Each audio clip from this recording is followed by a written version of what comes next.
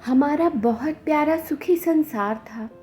घर में mummy papa मैं और मेरा एक छोटा भाई था। मैं पापा की लाडली थी।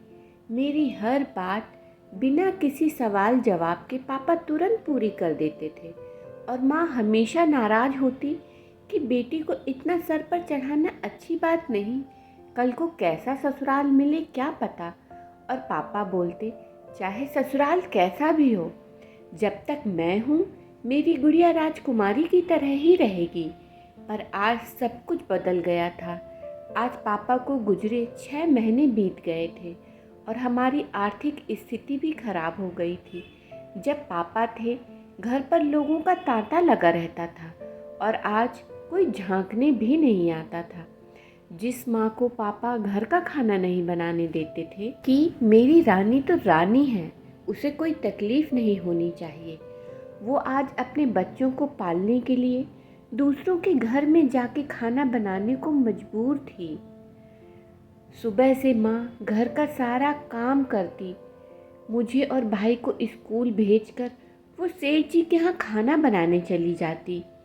मैं स्कूल से घर आती, भाई का होमवर्क करा, अपनी पढ़ाई करती।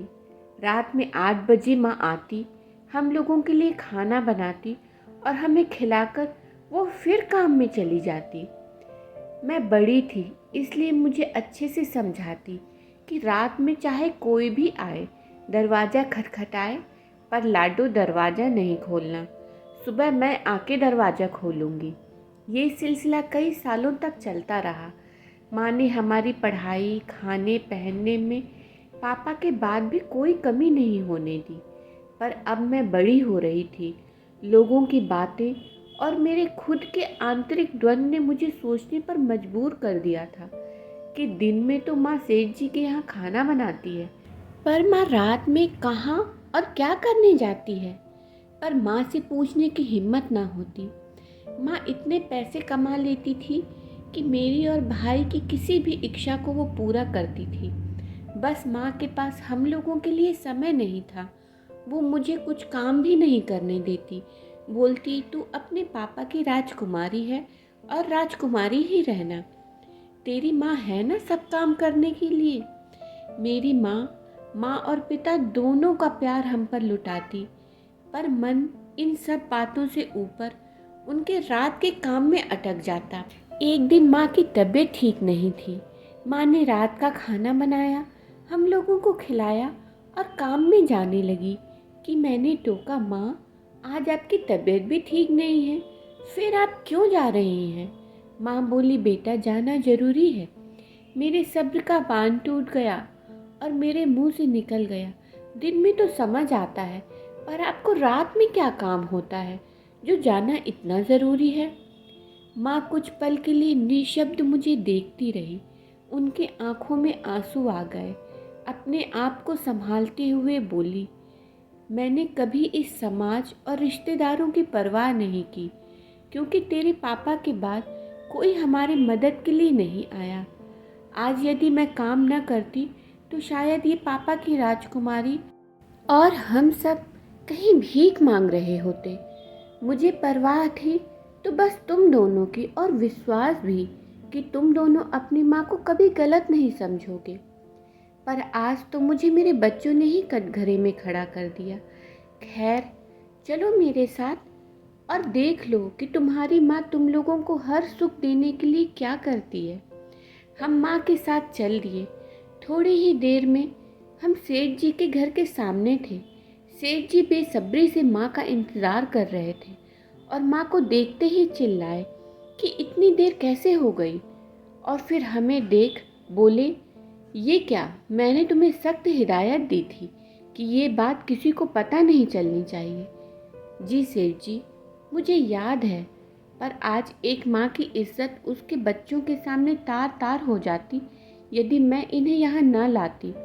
और विश्वास रखिए, ये किसी को नहीं बताएंगे। सेठ जी बोले, ठीक है, जल्दी अंदर चलो। और हम तेज कदमों से घर के अंदर एक कमरे में दाखिल हुए। उस कमरे में असहनीय बदबू थी। सेठ जी ने अपने मुंह को रुमाल से ढका और माँ की तरफ देखते हुए बोले, ये सब जल्दी साफ करो। वहाँ बेड पर एक औरत लेटी हुई थी जो पूरी लैट्रिन से लिपटी हुई थी। उसे देख और उस बदबू से हमें उल्टी आने लगी। तो माँ ने कहा कि तुम लोग बाहर जाकर बैठो, मैं आती हूँ।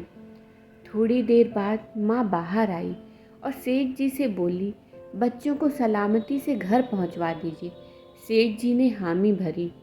वो रात इतनी लंबी थी कि कट ही नहीं रही थी। सुबह जैसे ही माँ घर आई, मैं रो पड़ी और बोली कि क्यों कर रही हैं और सबसे क्यों छुपाया? सब आपको गलत समझते हैं, क्या ज़रूरत है? माँ ने मुस्कुराते हुए कहा कि पापा की राजकुमारी को राजकुमारी बनाए रखने के लिए। मेरे आंसू पोंछते हुए माँ बोली, मुझे कोई फ़र्क नहीं पड़ता कि लोग क्या सोचते हैं। जब तुम्हारे पापा नहीं रहे तब कोई भी मदद करने नहीं आया। ऐसे में तुम लोगों की पढ़ाई, अच्छा जीवन मैं कैसे सब करूं, मुझे समझ नहीं आ रहा था। तब मैंने काम के लिए बाहर निकलने का फ़ैसला किया और भगवान की कृपा से सेठ जी के यहाँ खाना बनाने की नौकरी मिल गई। पर उससे इतने पैसे नहीं मिल रहे थे कि तुम लोगों की पढ़ाई के साथ साथ तुम लोगों की सारी ज़रूरत पूरी कर पाऊँ। इसलिए सेठ जी से मैंने कहा कि यदि कोई और काम भी हो तो मुझे बताइएगा, मुझे पैसों की ज़रूरत है। कुछ सोचने के बाद सेठ जी बोले, काम तो है पर क्या तुम कर पाओगी? मैंने कहा, ईमानदारी और इज्जत वाला कोई भी काम मैं करने को तैयार हूँ। सेठ जी बोले, पर ये काम तुम्हें अपने तक ही रखना होगा, किसी से इसके बारे में नहीं बताओगी। मैंने कहा, पहले आप काम बताइए।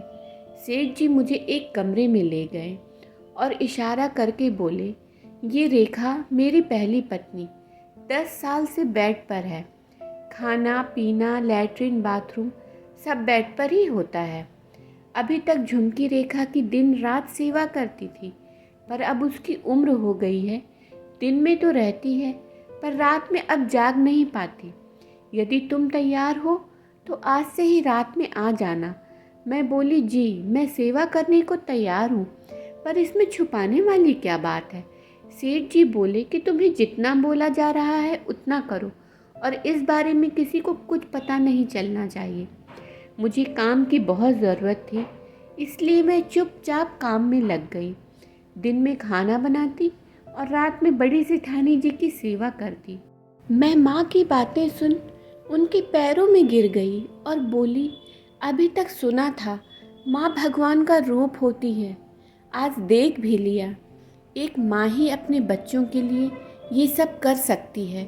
और मैं, माँ और भाई गले लग के रोने लगे और उसी वक्त मैंने ठान लिया कि जैसे माँ ने मुझे पापा की राजकुमारी बनाए रखा है, वैसे ही जल्द मैं माँ को पापा की रानी बना के रहूँगी। यदि कहानी पसंद आई हो तो प्रोत्साहन बढ़ाएं, चैनल को सब्सक्राइब ज़रूर करें।